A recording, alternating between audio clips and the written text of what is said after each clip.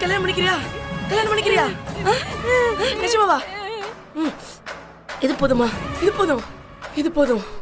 இனிமே உங்க அம்மா அவசரக்கு எதுவும் ஆகாது. பொழைச்சுப்பாங்க, நீ கவலைப்படாத. உங்க அம்மா எப்படி சிவா காப்பாத்திடுவான்? நீ வந்து மணமேடையில் உட்காரு. உன் கல்யாணம் முடிஞ்சிட்டாலே அன்னபூர்ணியாக்க கண்ணை முடிச்சிருவாங்க. வா வா வா வா என்றே.